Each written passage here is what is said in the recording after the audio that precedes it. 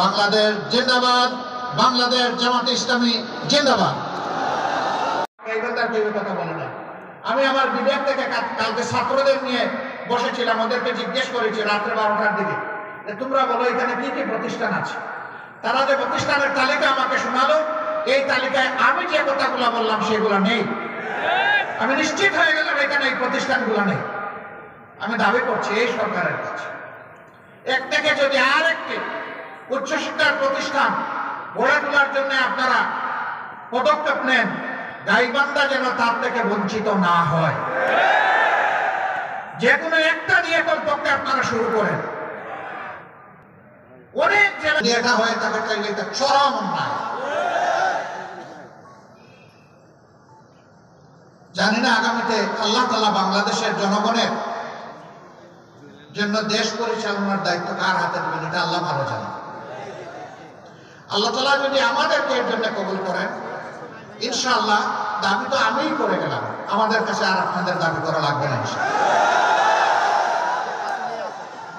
আর যদি অন্য কারো হাতে আল্লাহ তাআলা দেশ পরিচালনার দায়িত্ব দেন, তাহলে আজকে এই ডায়াসে দাঁড়িয়ে যেমন এই দাবি আমি উত্থাপন করেছি, তখনও আমি সেই দাবি উত্থাপন করেই যাব ইনশাআল্লাহ। আমি যদি মরে যাই আমাদের দল করবে ইনশাআল্লাহ। আমরা তো মরবই, আমরা তো চিরকাল বেঁচে থাকবো না, এটা অসম্ভব। যেতেই হবে এই দুনিয়া ছেড়ে আমাদের। আমরা বৈষম্যহীন একটা বাংলাদেশ চাই, সকল ক্ষেত্রে বৈষম্যহীন। তাও দেয় না। হ্যাঁ, এবার টিকাটা কপালে জুটে না, এবার খালে মিলে নদী নালা দিয়ে পালাতে হয়েছে। কেন পালাতে হলো? আপনারাই না একমাত্র দেশপ্রেমিক ছিলেন, তো দেশ বাঁধেন, নিজের দলের কর্মীদেরকেও তো একটু সান্ত্বনা দিয়ে পালায়েন নাই। এই দেশে থাকেন, মালিক মুক্তার হয়ে লুটে পুটে দেশটাকে খাইলেন, বিদেশকে সমৃদ্ধ করলেন গরিব দেশের মানুষের টাকা দিয়ে, নিজের একটা সন্তানকে দেশে রাখলেন না। যারা অতিথি বাংলাদেশ জামাত ইসলামীর সংগ্রামী আমির ডক্টর শফিকুর রহমান, আজকের এই সম্মেলনের বিশেষ অতিথি। 10 জানুয়ারি ক্ষমতা গ্রহণ করার পর ফ্যাসিস্ট হাসিনা পিলখানা হত্যাকাণ্ড সংঘটিত করেছেন। যে পিলখানা হত্যাকাণ্ডে 74 জন ভাই বোন শহীদ হয়েছেন, তার মধ্যে 57 জন ছিল সামরিক সেনা চৌকো দেশপ্রেমিক কর্মকর্তা, বলে ঠিক না?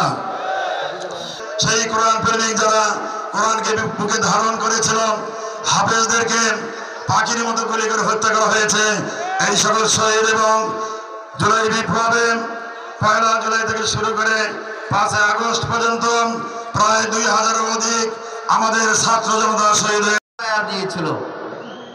আজকে যেসব নেতা এবং পুলিশ কর্মকর্তারা তাদেরকে হত্যা করেছেন, দেখে যান গাইবান্ধার মানুষ আপনাদের বিচার চায়। প্রিয় ভাইরা, তাকিয়ে আছে যারা দেশ শাসন করেছেন অতীতে, তাদের প্রতি জাতি আস্থা হারিয়ে ফেলেছে, অনেকের প্রতি আস্থা হারিয়ে ফেলেছে। সর্বশেষ শক্তি হিসেবে জামাতের আগামী দিনেও বাংলাদেশে নব্য স্বৈরাচার কায়েম হবে, আবারও ফ্যাসিস্ট আসবে, আবারও খুনিদের জন্ম হবে।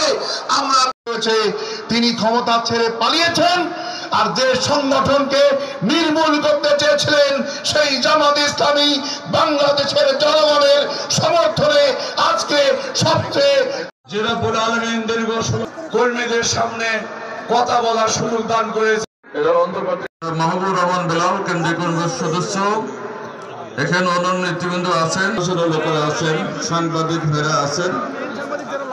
এখানে হিন্দু সম্প্রদায়ের নেতা মিলন চন্দ্র ভট্টাচার্য উপস্থিত আছেন, সবাইকে আমি অভিনন্দন জানাই।